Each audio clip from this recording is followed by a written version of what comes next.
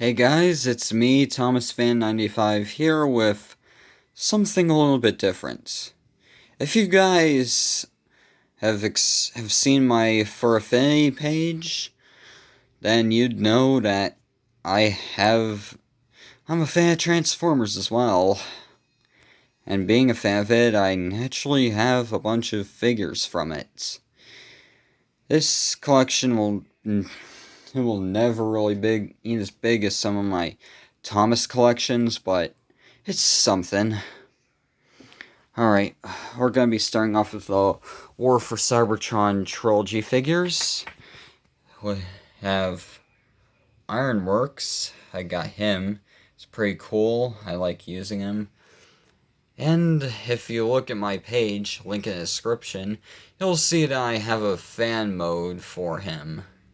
Okay, moving on, we've got Wheeljack, one of my first figures from this line. He's not really good though. His arms can't really hold anything heavy on him. They just fall down to his sides, which is not the best design, but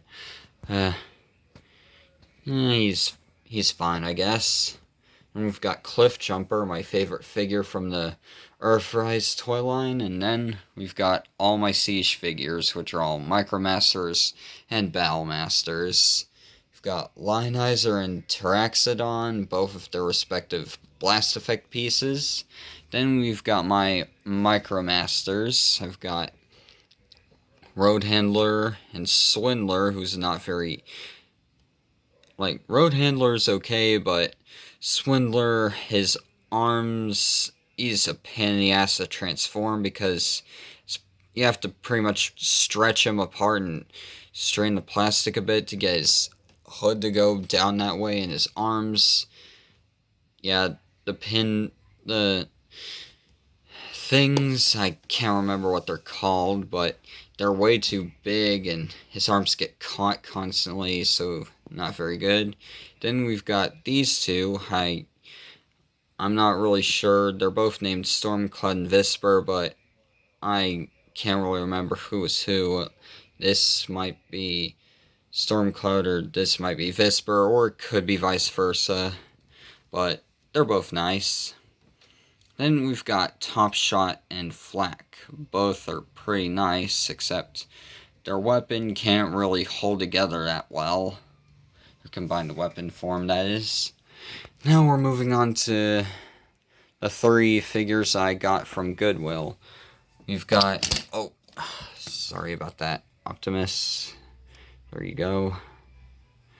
Okay, anyways, we've got Combiner Wars Dead End, and this other figure from this guy's combination, though I can't really remember his name.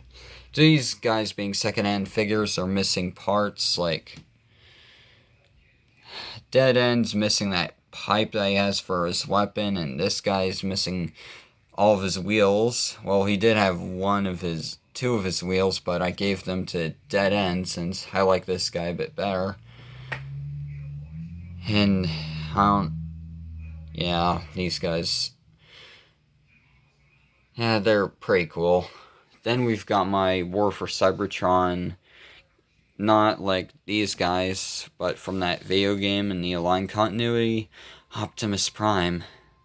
Yeah, he's a pretty cool figure. I like him, except he has many problems. I don't know if it's because it's secondhand or if these really are just problems, but one thing I do know is the problem being him secondhand is that this joint is really loose and it just flaps down, and I really hate that.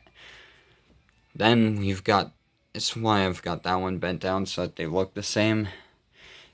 He's a pain in the ass to transform because there's a bunch of tight squeezes, and he doesn't roll very well because whenever I transform him into vehicle mode, his wheels go, one of them is always gotta be up in the air.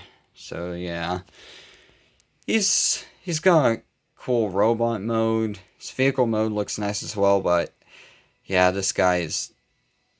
If I were to do a Transformers Instant Regret challenge, I'd definitely use this guy for it. Moving on, we've got my authentic Soundwave, which I just got. He's pretty cool, except for the fact that his legs are way too long and yeah, his legs are way too long, but aside from that, he's pretty much perfect. He's my only authentic figure. I did have the Optimus, Bumblebee, Megatron, Starscream. They were some of the first figures I got with this collection I had, but I got rid of them a long time ago. And we've got my Power of the Primes Scrapnel, or as he was once called, Shrapnel. My very first figure in this collection here. He's pretty nice. Then we've got my only Creo Transformers figure, which is the Battle Changers Ironhide. He's pretty nice, but he's a shell former. It should also be noted that I superglued all his non-moving parts together so that he'd be able to, I could transform him without him coming to pieces. Then we've got these two, which are drink cup figures. We've got Strong Arm and Grimlock from the 2015 Robots in Disguise show, which isn't all that good. I'd say it's not really that good. Just watch Transformers Prime, its prequel, that's much better. Then we've got all my Studio Series figures here. I've got Shatter in her jet mode, which is awesome, looks incredible. Then we've got Dark of the Moon Soundwave, who's not in very good shape. Some of his, like, the edges to hold in his car doors, I accidentally broke them while trying to transform him and had to super glue him back into place. And not to mention he's got a bunch of paint scratches anywhere because he has silver paint. And big companies still haven't gotten around to trying to figure out how to make metallic paint non-scratchable. I mean, should have had done years ago. I'd better stop talking about that before I derail the video with another rant. And we've got Off-Road Bumblebee, which is my favorite Studio Series figure. I like playing with him. He's pretty nice. And it's nice to see Bumblebee turn to something that isn't a Volkswagen or a Camaro. Then we've got these three, RC, Chromia, and Elita 1, which were my first Studio Series figures. They're all pretty cool, but they're, being how small they are, they're not really the nicest ones to transform to and back, so I don't use them very often, but they're still cool. Then we've got Stinger. I got him from Goodwill alongside these three right here. He is missing his wheels. Well, those ninja spikes that he has on the back of that. He still has that thing that those wheels were on, but it kept him from rolling in vehicle mode, so I removed that. He's also missing his head and his abdomen piece, which is a shame because if I had at least his head, yeah, that'd be enough for me to consider this figure complete, but I don't have that, which is a shame. Then we've got my Cyberverse figures. We've got Optimus Prime with his Energon Axe Attack. Yeah, it's pretty nice. It's good for kids. It's better than Scout Class ones, which don't even transform fully. But, yeah, I'm pretty sure we could do without the whole action thing and just have the axe be something you could plug into his hand. Moving on, we've got my only one-step changer, which is Shockwave, with his Shock Blast, which is just a flick missile. Then we've got my tiny turbo changers, which are from, yeah, these are apparently pretty rare. I'm lucky that I managed to find them, but we've got Optimus Prime, Jazz, and Shockwave again. I like this one better than his one-step changer. Then we've got the Bots, which are, they're their own thing, and I don't really use them at all.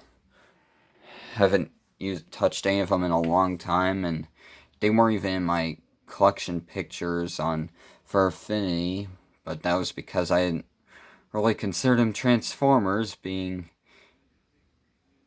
yeah, they're more their own separate thing, but yeah, we've got Torple Burple, who's probably got the poorest design. His legs are pretty tight in there, and the camera would focus, you'd be able to see that there would be a bunch of, yeah, oh, almost had it. But it has a bunch of scratch marks right there because these legs are so tight and I have to get tweezers into them and they mess up the plastic, which is really, really poor design quality. I'd expect better from Hasbro. Then we've got SHEs, who's the only electronic in this entire lineup. Nobio, who's a deodorant bar of all things. Cranks, and then these two right here, which I can't remember the names of. So yeah, those are those guys. Okay, so that's been my entire Transformers collection, and let me bend back a bit so I can end this video off with a final shot of all of them, and yep, thanks for watching, and I'll see you guys later.